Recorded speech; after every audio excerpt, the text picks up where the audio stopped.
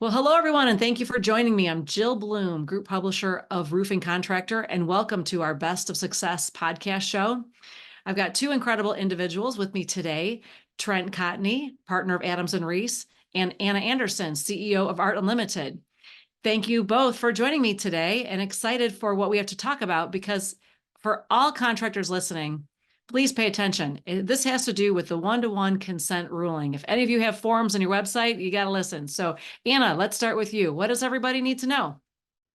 Yeah, so when it comes to the new rulings that's come down through legislation, there is one-to-one consent that's occurring when you are having your forms filled out on your website and also when you're doing text messaging with clients. So I think this is a big change for obviously lead aggregators, but any business that has a form on their website and also doing SMS campaigns and there's automation in process, you have to make sure that you're compliant and can prove that consent was given when that customer's or prospect's contact information was collected.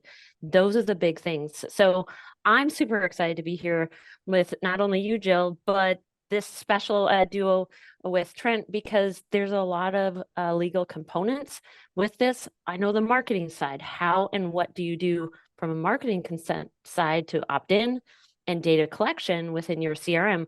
But that legal side, Trent, you're the expert. Well, thank you, Anna. And this is it's a complicated subject, and it's something that we've seen a variety of changes on over the last, handful of years. The TCPA, just to give some background for our listeners that, may have some questions, is the Telephone Consumer Protection Act. And originally it came out in 1991.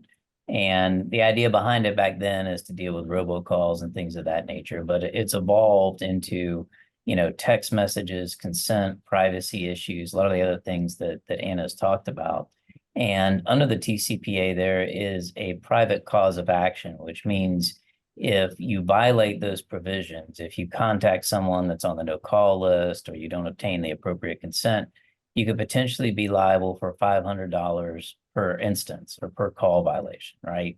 And you can be liable for up to $1,500 if it's willful. So similar to OSHA, where you've got a sort of the willful standard where you know you're doing it, you could be liable for that much.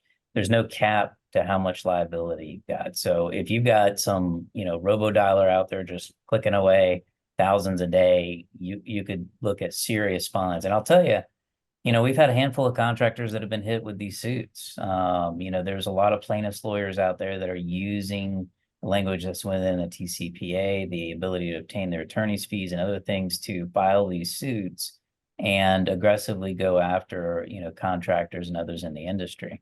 It's a big issue. I anticipate that, as technology continues to change, that we can anticipate, more add-ons to this or different things that we'll have to deal with. But clearly Anna's on the front lines of this.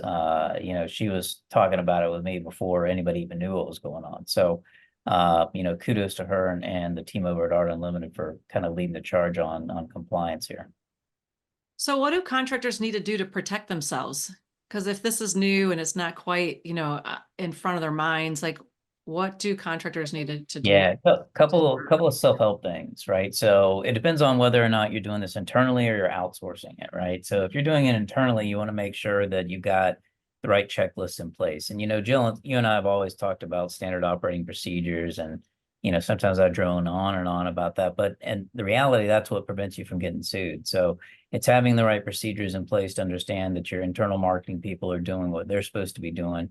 If you're outsourcing it, you want to make sure that you've got compliance on that end and that you understand what your, duties, rights, and responsibilities are from a contractor standpoint. Key thing is, it's just like every single law, things are constantly changing. But, management that might be listening to this, people that are in charge of their marketing, they need to make sure they've got their arms wrapped around it because it is significant. And like I said, I'm seeing an uptick in these claims coming. So, Anna, I know you, like I said, you're on the front lines. What are you seeing on your end? Yeah, so there's complex components that need to be implemented for some contractors, and then there's some pretty basic elements. So let's start with the basic. When it comes to the information that's being collected wherever it's being collected, make sure that you have the consumer aware of how their information is going to be used. And that information, as it's being collected, either through a form or QR code, a text messaging service, that there's an opt-in, opt-out. And then here's the more complex piece. Oh, wait, I should pause.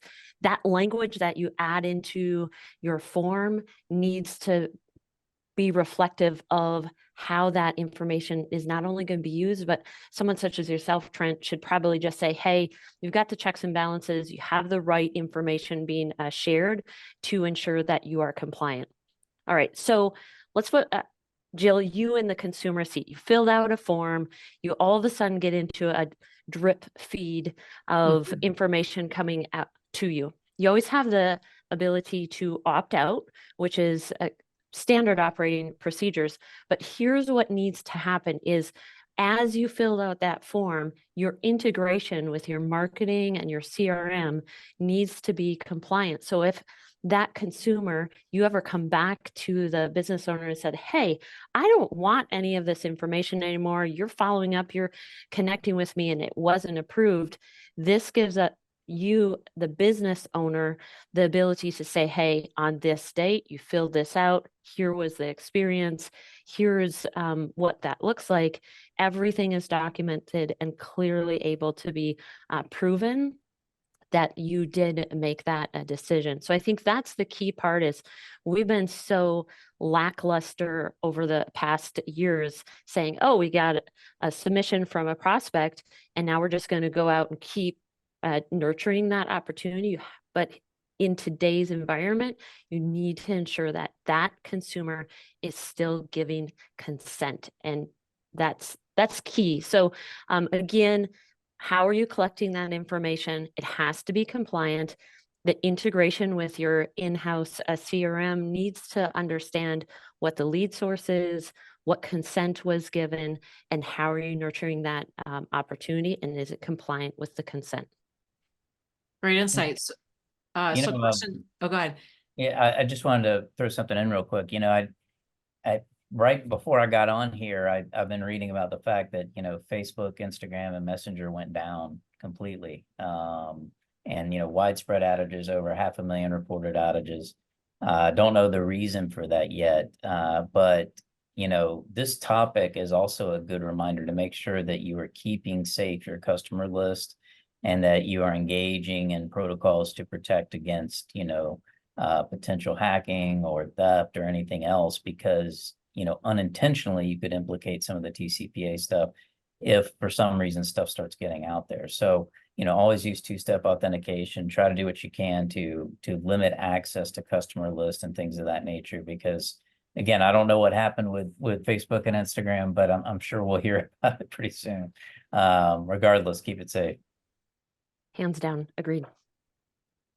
Well, great insight, both of you. Thank you always so much for stepping up with the great content that everybody needs to know about. But Anna, anything else you'd like to add?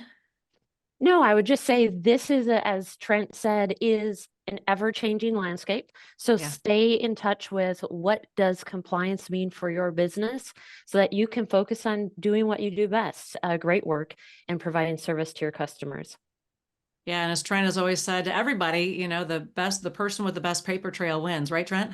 Absolutely. You took it right out of my mouth. Trademark. It is. Well, fabulous. Well, Trent, let's start with you. If anybody has any questions, how do they get a hold of you? Sure. They can email me, trent.cotney@arlaw.com, or hit me up on social @TrentCotney. Maybe not today. Hopefully when things come back up, right? Right. And Anna, how about you? Where do they find you? Yeah, you can easily reach out to me at our website, artunlimitedusa.com, fill out the form, and I'll get right back to you. Sounds great. Well, thanks so much, you guys. And if anybody has any questions for us, it's roofingcontractor.com or wconline.com. And while you're there, make sure you sign up for all our free content. Make sure you sign up for our e-newsletter, our website, follow us on all our social media channels so you can stay up to date on all the great interviews we're doing, especially this great one today with Trent and Anna. But most importantly, stay safe and healthy. We'll talk to you soon. Thanks again, you guys. Yeah. Thank you.